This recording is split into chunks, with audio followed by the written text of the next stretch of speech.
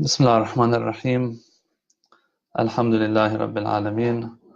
Wassalatu wassalamu ala Sayyidina Muhammadin wa alihi at-tahirin. Alright, everybody, I'm sorry. We ran into some problems for our live feed, but alhamdulillah, looks like we're back online. You just let me know if you can hear me. I'll appreciate it, and we can take it from there. Alright, the guys are saying that they can hear me. Alright, that's good. Just give me 1 second. And I know you guys are getting a close-up view of me, unfortunately, but it's all good. Not that ugly.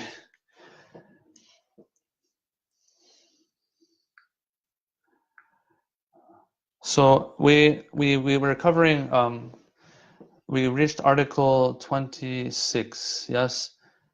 Now to discuss that, Article 26, continuing with Article 26, what we have is that we have the famous story of La ikraha fi din discussed in Article 26. He talks about this verse a little bit, where he says that one of the manifestations and examples of one's freedom and free will is that they don't have to necessarily accept and embrace the faith. Okay? What does that mean? La ikraha fi din. There is no compulsion in religion. That's what it means. And so what he says is that he explains that, look, when it comes to embracing the faith, okay, you're not forced to embrace it. In other words, the deen and embracing the deen is something that has to do with every person's inside and every person's heart. A person who wants to embrace faith, they have to embrace it with their heart. Even if they say it, they verbalize it, doesn't matter. It won't count if they haven't embraced it with the heart. Since embracing the faith with the heart is what matters, and since we don't have access to the heart of people, okay? Since we don't have access to the heart of people, there is no compulsion in faith. You can never force someone to embrace the faith in a way that it will count for them, okay? Let me say that one more time. What matters in God's eyes, in the sense that if you have it, it'll save you from the hellfire, it will get you Jannah and heaven. What matters in God's eyes is that you embrace the faith with your heart. It doesn't matter what you verbalize. Now, if you verbalize faith and you embrace faith with words only, okay, fine. That'll help you when it comes with dealing with other Muslims and things like that. It won't get you in trouble. You won't be in trouble like in a Muslim state maybe. But on the Day of Judgment, is it going to count? No. So everything really revolves around the heart. That's one point. Second point, since it has to do with the heart, that you can't force anybody to embrace faith the way it's supposed to be embraced, in a way that it will help them on the Day of Judgment. Okay?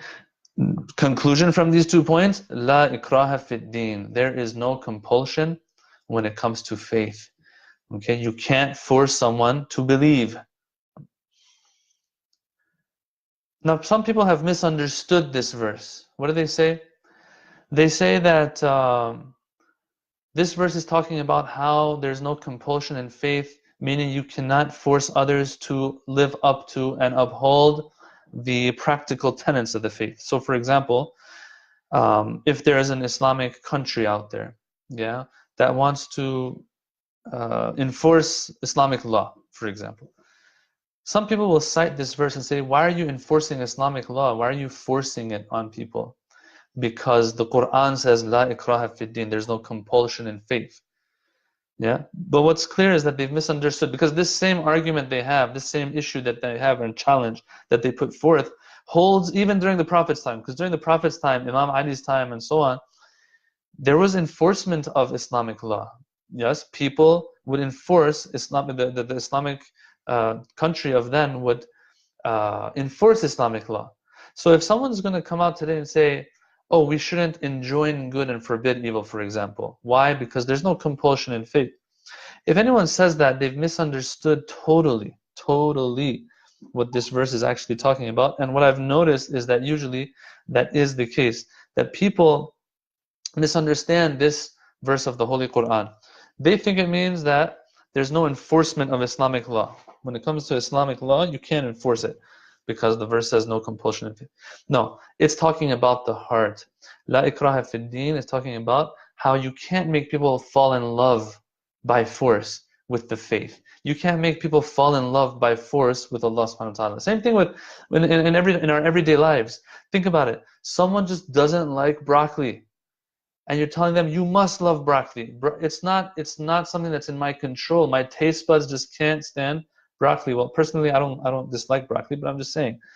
So, or like, love this person by force. Look, I don't like their appearance, the way they look. I'm not interested. No, you must love them. You must embrace them with your heart. No, I can't. The same thing holds for the faith. You cannot, the Quran says, you cannot force faith onto people. And what's interesting is the continuation of the verse attests to this understanding of the verse, this interpretation of the verse. It attests to it. How? It says, قَدْ تَبَيَّنَ الرُّشْدُ مِنَ الْغَيِّ, that truth and falsehood, the path of guidance and misguidance have become clear. They're clear. That means people can choose between the two. What point is there to force them? Yes? Now, someone might ask, well, why was it that during the Prophet's time there were battles? Well, first of all, there were many battles that took place that were defensive. But if there were offensive battles as well, the reason for that these historians or these scholars will say, is that when the whole point of creation is obedience of God and servitude of God and embracing the faith that God wants you to embrace, when that's the whole point of creation, and you want to get the message out as the Holy Prophet, as an Imam, right? Even as a Khalifa, let's say, you want to get the word out to the people that are around and are far distant lands, and you want to get that message to them, but the ones who are running those countries, for example, running those places, don't allow the message of God to reach them, thus hindering the whole purpose of creation when it comes to those people, then that's when you have to try to break your way in. If they're not going to let the message reach people peacefully, then it has to reach them forcefully. Once it reaches them, though, then it's up to them once again to embrace it or not to embrace it, because la ikraha fi din. So he explains this very well here. And he says that's the whole reason for prophethood and prophets, is so that they may deliver this message to the people. Okay. Any questions before I move on regarding this article? If you have any, just post them in the comment section. Having gone through that, we have the 27th article now. The 27th article of the book speaks about, we have entered now the chapter of Tawhid. So we spoke about man and mankind and the human being a little bit. We spoke about existence and things like that. Those were introductory, I would say, chapters, kind of. Now we've moved on into Tawhid itself and the oneness of God itself, okay? The first point that he makes is this. He says that belief in God is a principle that is common amongst all Abrahamic divine faiths. Now, I say Abrahamic, he uses the word divine, yeah, coming from above. Now, someone might say, what is the definition for that? He hasn't explained that. Maybe it was good that he does explain it, because we're presuming that there are some faiths that are divine, that are sent by God, and others are not. Okay? So now we have to understand, from an Islamic perspective, right? From an Islamic perspective, the Abrahamic faith, the Christian faith, the Judaic faith, these are all divine faiths. Versus what? Versus other ways of life, you can call it, that are, you might sometimes find, I don't know, in the Far East, for example. Versus ways of life that you'll find elsewhere. Those sometimes aren't even referred to as faiths. Those are referred to as ways of life. But yeah, some of them might be also referred to as faiths. For example, the Hindu faith. According to Islam, the Hindu faith is not a divine faith. It's not a faith that is acknowledged by Islam as having come from above in a certain period of time. Just because we don't follow it now doesn't mean that it's an unacceptable faith, or it was never acceptable. No, God in a certain time wanted people to be Christian.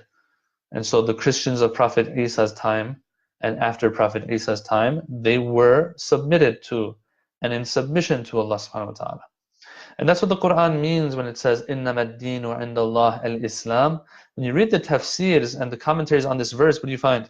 You find that they say that verily, when the Quran says verily, the religion in Allah's eyes, the religion is Islam, quote unquote, not that Islam versus the organized religion or faith of Islam versus Christianity and Judaism. No, that's not what is meant. They'll say Islam here means submission. In other words, if you were living during Prophet Isa's time, you're submitted to him. Prophet Musa's time, you're submitted to him. You're a Jew. You're a Jew when you're supposed to be a Jew. You're a Christian when you're supposed to be a Christian, and so on and so forth. So when Allah in the Quran, according to this tafsir, when He says, إِنَّمَا الدِّينُ عِنْدَ اللَّهِ الْإِسْلَامِ, verily the religion in Allah's eyes is Islam, means submission. So now, during Prophet Isa's time, it was Christianity, Moses, Judaism, and so on. So these are all divine, quote unquote, divine, Abrahamic faiths coming from above, coming from God, according to Islam. He says, in all of these Abrahamic faiths, these Semitic faiths, whatever you want to call it, belief in God is a common denominator in all of them. Yes. That's one point he makes. And so he starts his whole discussion from here. Brother Shuja asks, what's the verdict on a person who leaves the religion of Islam? That is a legal discussion, Brother Shuja. So since I know you in person, I'm going to give you a hard time here. I'm going to say, I'm sorry, let's just leave your question for another time. Okay? Inshallah, when I see you in person, we'll talk about it more. Because that is a whole other subject. It's a legal subject. And as you said, what's the verdict of a person who leaves the religion of Islam? All I'll say is that for people living in the West, yes, for people living in the West, there are no really practical implications other than that person will not be tahir anymore, probably. All right, unless they're probably Christian or something. But if they're atheist, then they don't fall under those categories of non-Muslims that are tahir. Okay, having said that, and although I also have to say this, that there are new fatwas coming out that even like people of the Hindu faith are tahir. Yeah, Ayatullah Shirazi apparently has such a fatwa right now. All right, so anyway, that's how much I'll discuss your question. Let's move on now to what he says in the next paragraph. He says that Allah subhanahu wa ta'ala, the Quran, introduces the existence of God as something that is very clear and evident, self-evident, it's axiomatic.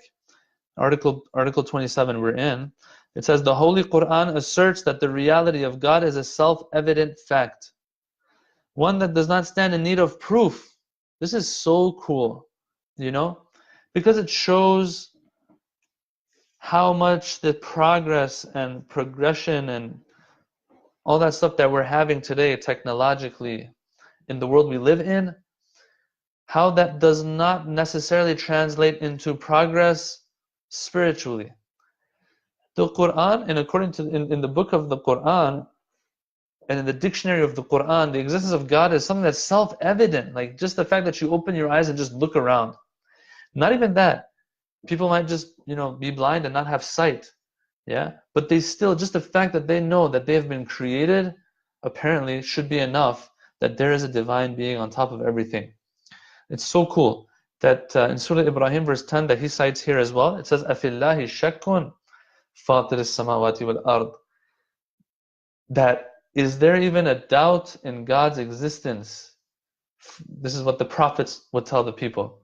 Look around you. Is there even a doubt in God's existence? This is the approach of the Quran. You prove to me that He doesn't exist. Not that I have to, the burden is on me. When you have all this stuff around you, where did it all come from? Yeah? It's like, I always say this, it's like if you walk into a room and it's like there's nothing there, just four walls, all of them are white walls, nothing going on. You walk out, you walk into another room, four walls again, white, but then there's blood stains on it. There's something there.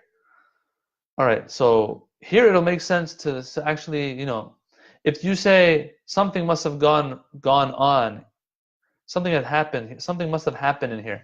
No one's going to tell you, no, no, no, you have to prove to me that something happened. If someone says, no, nothing happened here, they have to prove that these marks on the wall, where do they come from then? Yeah? These signs on the wall, where did they come from? How? You have to prove to me that nothing happened here. If there's nothing in the room, yes, I'll have to prove that someone walked into here and stuff happened. But when there are signs on the wall of something going on here, then others have to prove otherwise. Same thing with God. You open your eyes, you look around, all this stuff around you. Is there a doubt that there's something out there? I didn't do all of this. Someone else must have done it. And not someone else like a human being like me. Because this magnificence and this fine-tuning must have come from something that's higher in intelligence. Anyway, that's something we'll probably talk about later as we move on in the book.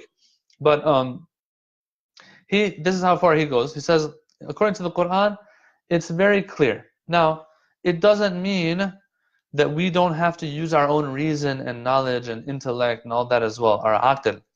Yeah. So he says that the Quran, God has put before us different ways of pondering, reflecting, and using this aql. He says one of them, or he even goes beyond aql. He says just the fact that we have a fitrah, that itself, instead of having to look around us, just the fact that we have a fitrah and an inclination to God is enough of a proof that, hey, there's something going on. Yeah, فَأَقِمْ وَجْهَكَ لِلدِّينِ حَنِيفًا. He says, فِطْرَةَ اللَّهِ الَّتِي فَطَرَ النَّاسَ عَلَيْهَا. This verse of the Quran that we covered before as well, that we have been created with an inclination towards God. Okay, this is something the Quran talks about as proof. Another thing that he talks about, it says, and he brings another verse, which I like this verse a lot.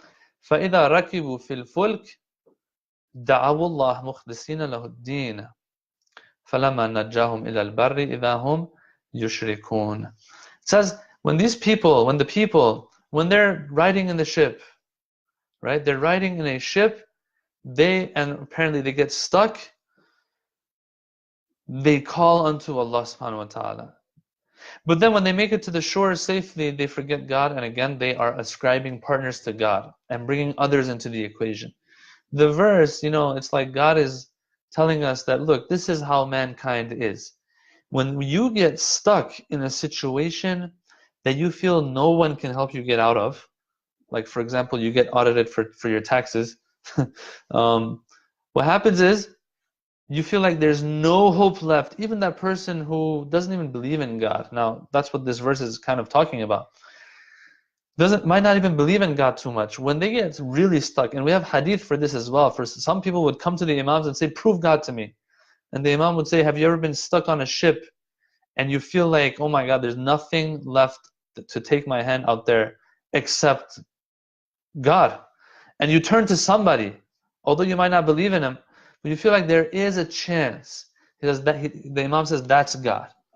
This verse of the Quran is pointing out that same fact that, look, there are times where you're just like, oh my God, I'm stuck. There's nothing that can get me out. Deep down inside of you, unless you've really killed that notion of God in you, deep down inside you, you feel like, no, no, no, there is still a chance. There is something out there. There probably or might be something out there that can help me. So he's using all of this to show that, look, we have that within us. He says that's one way. Another way is the intellect. So this is the second way. I kind of went to the first. I went to the aql first. I should have gone to the fitrah first. The second one that he mentions, the second thing he mentions is, use your mind, use your aql, in addition to everything that's going on around you. Put these two together. 2 + 2 = 4. When you put your mind to it and you think about all the stuff around you, all the stuff that's happening around you, all the magnificence around you, you come to this conclusion that, hey, there must have been some intelligence involved. إِنَّ فِي خَلْقِ السَّمَاوَاتِ وَالْأَرْضِ وَاخْتِلَافِ اللَّيْلِ وَالنَّهَارِ لَآيَاتٍ لِأُولِي الْأَلْبَابِ. There are signs for people out there who look at the day and night and the change of day into night, night into day, and look at the creation of the heavens and the earth. They look around them, they look at the universe, there are signs. So you see these signs, you give it a touch of intellectual endeavor, you think about it, okay, where did all of this come from? There must have been something else involved. It wasn't all a coincidence, although I think we'll probably talk about the argument from design later as well, and the fine-tuning of the earth, of the universe as well. But for now, this is what he's mentioning. He says, of course, it doesn't mean that these are the only two ways, your fitrah and you observing your surroundings to coming to God's existence. There is more to it as well. There are more ways as well that theologians have brought in their books. Anyway, from here he enters the whole subject of the different types of and categories of Tawhid and oneness of God. Wa alaikum assalam, Brother Hussein Ali Jafar. Okay, he explains, he says when we say Tawhid, it means oneness. Tawhid, brothers and sisters, comes from wahda and wahada, which means to make something one. So when you say Tawhid, usually it means the oneness of God, meaning that you are making God one in your mind. Okay, what are we making one about Him? When we think about God and we make Him one, what does that mean? He says there are different grades and levels of Tawheed. God's oneness has different types and forms. Okay, so number one, and moving on to Article 28, of course, he says the first level of Tawheed, or the first, I don't know why he calls it level or grade of Tawheed. I think it would have been better to just say the first form of Tawheed that we'll talk about is Tawheed fi dhat, and Tawheed when it comes to the essence of God. The Tawheed when it comes to essence of God, he says it has two aspects to it. Okay, so this is important. I like how he's doing it here because usually when you talk about the Tawheed of God in His essence, the oneness of God in His essence, what you're talking about is the fact that He's one and not two. But here, Ayatullah Subhani adds something as well. So let's talk about it. These two things he talks about. Number one is what I just said. God's oneness in His essence means that He is one, and there is nothing out there can be like Him. Okay, that's something we all know. Assalamu alaikum, Brother Ali Abid. Number two, he says, God is simple, basit. He is not a composite.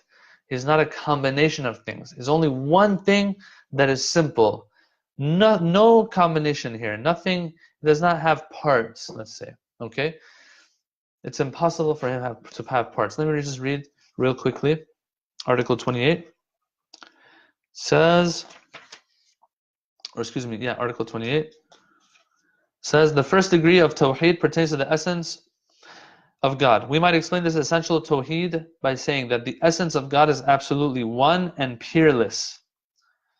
Nothing is comparable or similar to Him, and nothing like that is conceivable even. God's nature is absolutely simple, non-compound, without any plurality. That's the way they've worded it here in their translation. Okay.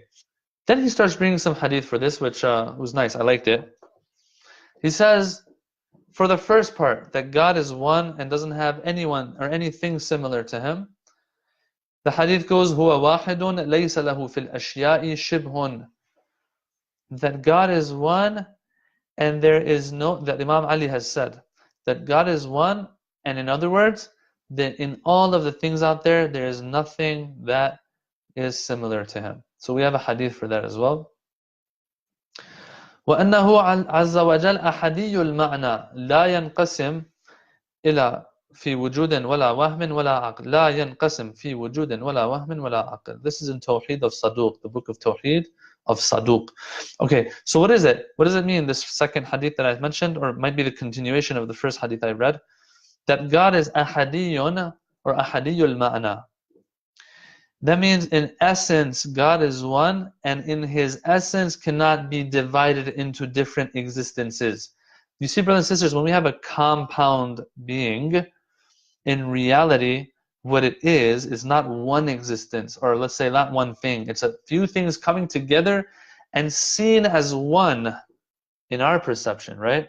But in reality, it's not one. It's a few things. When I stick my phone in the phone case, these two things have come to become one. But in reality, they're two things. It's a compound thing. And if you think about it, everything out there that is a material being is compound of molecules, of whatever particles, whatever atoms and neutrons and protons and all that stuff. But he says here in this hadith that he is ahadiyul ma'na, means that la yanqasim, cannot be divided fi wujudan, cannot be divided into different parts, one, and two, wala wahmin wala aql. So when we look at God outside his real existence, you won't be able to divide him into different parts. That's one. Two, you can't even divide and think of him as different parts in your mind even. Even in your mind and philosophically, you cannot divide him up into different parts. That's another thing.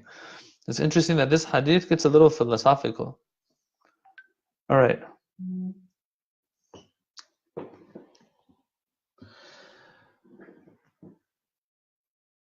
And that takes us to Surah Tawhid.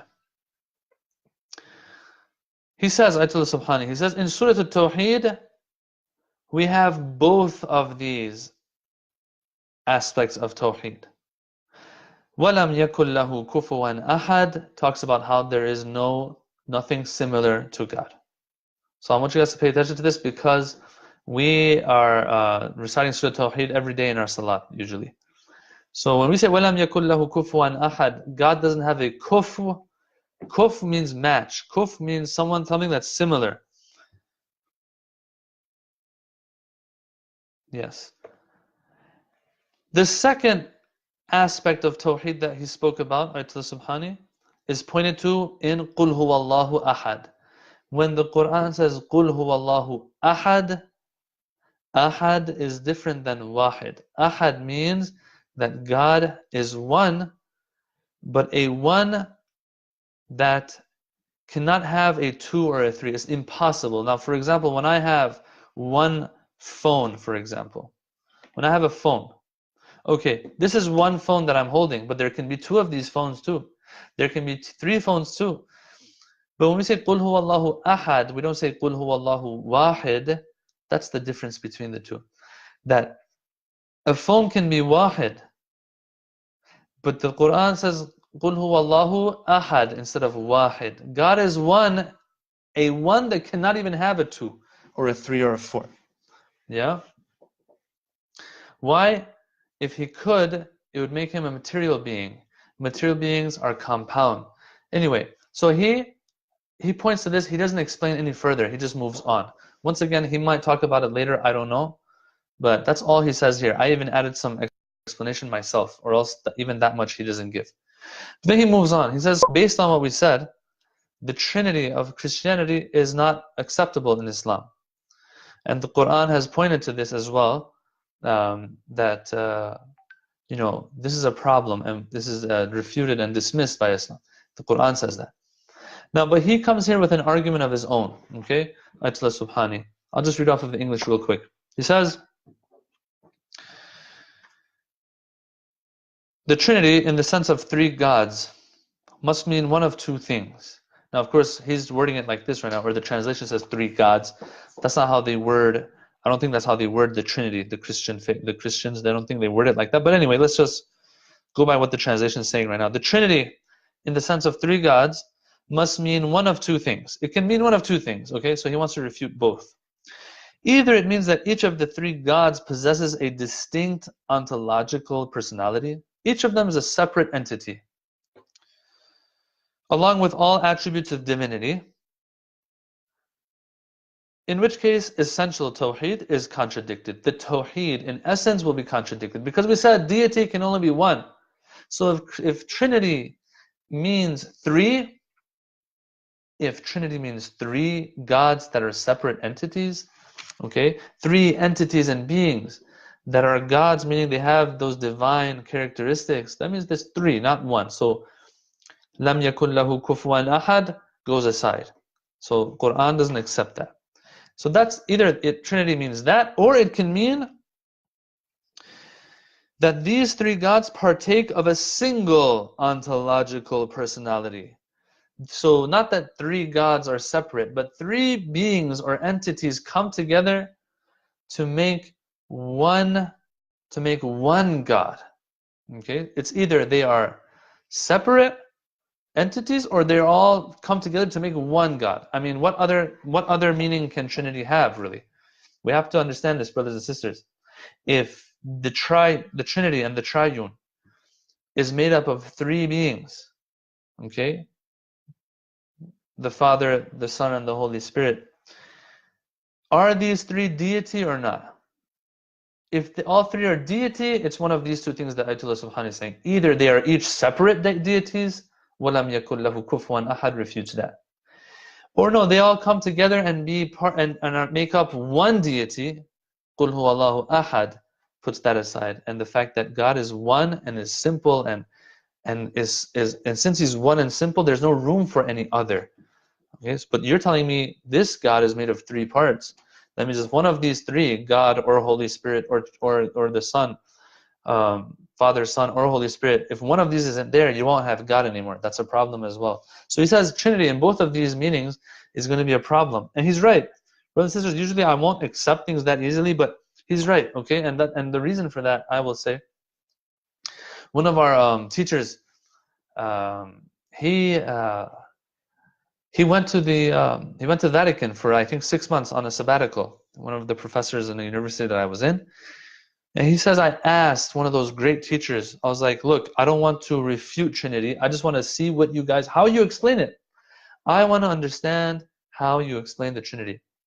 So he says that grand teacher that they had, what he said was that we don't know exactly what it means. We just accept it as a tenet of the faith because God said this is how He is, that He is 3 in 1, 1 in 3, and so on. I think personally that's the best way to explain it. Actually, if a Christian wants to explain Trinity, is to say that look, we cannot understand it fully, and that's where we stop, and we just wait for in the future maybe God in the hereafter will explain it to us. That's the best explanation, because if you get into the actual wording of things and you want to explain things, it's not going to work. Either all three parts of this God, come together to make Him into God, that's a problem. Or each of these things is separately God. That's going to also be a problem. But the Christian theology has really tried to tackle this issue and explain it and figure it out. But I think it's better to just say that this is just something that we embrace as part of our faith, if I was a Christian, of course. All right, so I'm going to leave it at that. We're going to put out the poster and flyer for February sessions for Mizan Live. We have 4 weeks for that. One of those weeks I won't be able to make it, but the dates are there, inshallah, and you can follow along, inshallah, based on that flyer. One thing I need to do is apologize for all the technical difficulties we had. Although we had tested everything beforehand and everything was set really, yet still we ran into technical difficulties, and so we had to start all over again and start recording again from the beginning. So I apologize to those who tried to log in, and also the ones who might be watching later as well. But we'll upload. I'll try to upload this one in addition to the previous one, maybe that went wrong, and yeah, it'll be a little inconvenient for you guys to go from the first recording to the second recording. But most of what we covered and most of what was important to be covered is in this session. I think I'll just put this one up and probably delete the previous one, maybe. I don't know, but inshallah we'll figure that out. I just wanted to say that I'm sorry for what happened, and inshallah looks next week. That's next week. We will continue with our session, inshallah. نسألكم الدعاء والسلام عليكم ورحمة الله وبركاته.